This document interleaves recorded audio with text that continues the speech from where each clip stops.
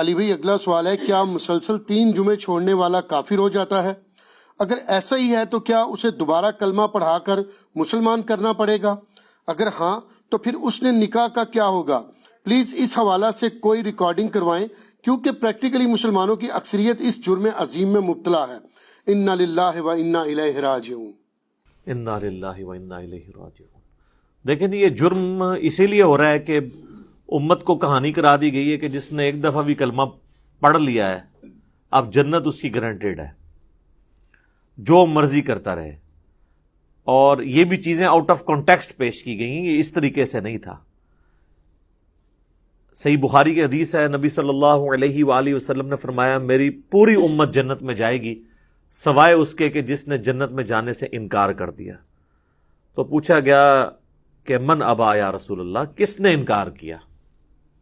تو آپ نے فرمایا کہ جس نے میرا حکم مانا وہ جنت میں جائے گا، اور جس نے میری نافرمانی کی اس نے جنت میں جانے سے انکار کر دیا۔ باقی وہ بات الگ ٹھیک ہے، بخاری اور مسلم میں حدیث ہے کہ نبی صلی اللہ علیہ وآلہ وسلم بار بار دوزخ کی طرف جائیں گے، اللہ تعالیٰ ان کے لیے تعداد مقرر کرے گا، اللہ کے اذن سے آخر میں اس شخص کو بھی جنت سے دوزخ سے نکال کے جنت میں لے آئیں گے کہ جس کے دل میں رائی کے دانے کے برابر بھی ایمان ہوگا۔ لیکن یہ کون سوچ سکتا ہے کہ کتنا عرصہ اس کو وہ جہنم میں وہ پیریڈ گزارنا پڑے گا۔ اللہم اجرنا من النار۔ یہاں تو کہہ دیتے ہیں جناب ایک پھیرا لگے گا، آپ کو پھیرے کی لینتھ کا ہی نہیں پتا۔ ہم لوگ تو 5 سے 10 سیکنڈ کے لیے موم بتی کے فلیم کے اوپر نہیں ہاتھ رکھ سکتے۔ دنیا کی آگ، اور بخاری اور مسلم دونوں میں حدیث ہے کہ آخرت کی آگ جو ہے وہ دنیا کی آگ سے 70 گنا تیز ہے۔ تو یہ بات کر دینا بڑا آسان ہے۔ اچھا آپ اس کو دنیا میں اگر کسی کو پریکٹیکلی امیجن کروائیں نا تو وہ کانپ اٹھے گا۔ اگر کسی کو آ جائے نا کہ تمہیں ایک جمعے کی نماز چھوڑنے پر، یا ایک فجر ظہر اثر مغرب کی چھوڑنے پر، فجر چھوڑنے پر فجر سے لے کر ظہر تک ایک 10 بائی 10 کے کمرے میں رکھا جائے گا جس میں 100 کوبرا سانپ ہوں گے، 100 بچھو ہوں گے اور 100 اژدہے ہوں گے، بس صرف فجر سے ظہر تک تم نے وقت گزارنا ہے ایک نماز چھوڑنے پہ، تو وہ کانپ اٹھے گا اس تصور سے ہی، کیونکہ اس کو امیجن کر سکتا ہے۔ آخرت چونکہ دیکھی نہیں ہے تو وہ کہتا ہے بس ٹھیک ہے دیکھی جائے گی انشاءاللہ تعالی، جو کچھ بھی ہے تیرے محبوب کی امت سے۔ تو جمعے کا معاملہ تو بہت سینسٹیو ہے۔ جمعے کی آپ اہمیت کا اندازہ اس بات سے لگا دیں کہ جمعے کی نماز کے اوپر ایک پوری سورت ہے، اس کا نام ہی سورۃ الجمعہ ہے، سورت نمبر 62 پارہ نمبر 28 میں، اور اس میں باقاعدہ اللہ تعالیٰ نے جمعے کی فرضیت کا ذکر کیا ہے۔ اعوذ باللہ من الشیطان الرجیم، بسم اللہ الرحمن الرحیم۔ یا ایہا الذین آمنوا اذا نودی للصلاۃ من یوم الجمعہ، اے ایمان والو جب ندا دی جائے، اذان دی جائے جمعے کے لیے، اس کی نماز کے لیے جمعے کے دن، فاسعوا الی ذکر اللہ، تو جلدی سے لبکو اللہ کے ذکر کی طرف، وذروا البیع، اور تجارت چھوڑ دو، ذالکم خیر لکم ان کنتم تعلمون، اسی میں تمہاری خیریت ہے اگر تم جانتے ہوتے۔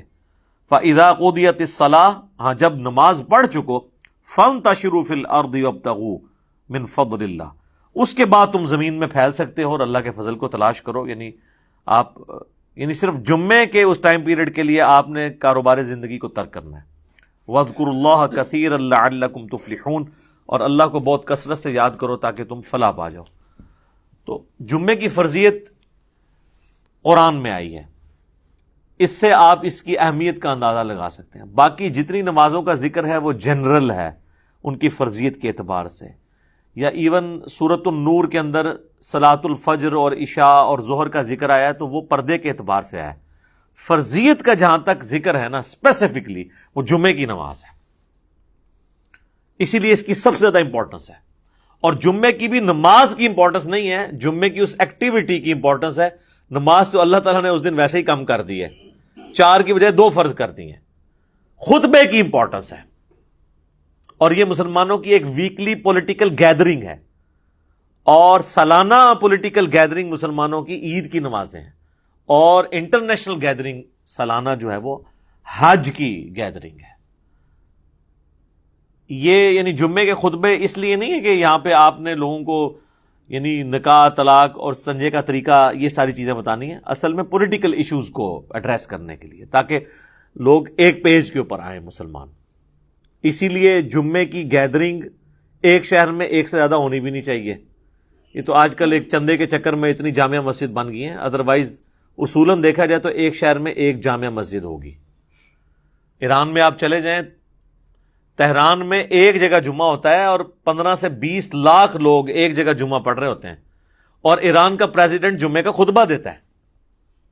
یہاں پہ بھی ہمارے پرائم منسٹر کو فیصل مسجد میں خطبہ دینا چاہیے۔ تو آپ دیکھیں پھر کس طریقے سے قوم ایک جگہ جمع ہوتی ہے۔ ہم تو ایک قوم بھی نہیں اسی وجہ سے۔ بہرحال یہ الگ سے ایک ٹاپک ہے۔ جمعے کی فرضیت کے اعتبار سے سورۃ الجمعہ کافی ہے۔ بخاری اور مسلم دونوں میں حدیث ہے، نبی صلی اللہ علیہ وآلہ وسلم نے فرمایا کہ اگرچہ ہم سب سے آخر میں آئے ہیں لیکن قیامت والے دن ہم سب سے سبقت لے جائیں گے، یہود و نصارہ سے بھی۔ پھر نبی علیہ السلام نے اس کی ریزن بتائی کہ اللہ تعالیٰ نے جمعے کا دن یہودیوں پر پیش کیا، انہوں نے اس کی قدر نہیں کی، انہوں نے ہفتے کا دن اپنے لیے چوز کر لیا۔ پھر نصارہ پہ پیش کیا، انہوں نے اس کی قدر نہیں کی، اور اتوار کا دن انہوں نے چوز کر لیا۔ پھر اللہ نے ہماری رہنمائی کر دی جمعے کے دن کے لیے۔ اچھا، نبی علیہ السلام نے اس کو اللہ کی طرف منسوب کیا کہ اللہ نے ہمارے لیے رہنمائی مقرر کر دی کہ ہم جمعے کی طرف متوجہ ہوئے۔ اور پھر نبی صلی اللہ علیہ وآلہ وسلم نے فرمایا کہ قیامت والے دن، یعنی اس جمعے کے دن کے تحفے کو ایکسیپٹ کرنے کی وجہ سے قیامت والے دن ہم سبقت لے جائیں گے، یعنی سب سے پہلے جنت میں جانے والے نبی صلی اللہ علیہ وآلہ وسلم کے امتی ہوں گے انشاءاللہ تعالی۔ اللہم اجعلنا منہم، آمین۔ صحیح مسلم میں ایک حدیث ہے کہ نبی صلی اللہ علیہ وآلہ وسلم نے فرمایا کہ جمعے کا دن باقی تمام دنوں کا سردار ہے۔ اسی دن آدم علیہ السلام پیدا ہوئے، اسی دن وہ جنت میں داخل کیے گئے، اسی دن جنت سے نکالے گئے، اور اسی دن قیامت قائم ہوگی۔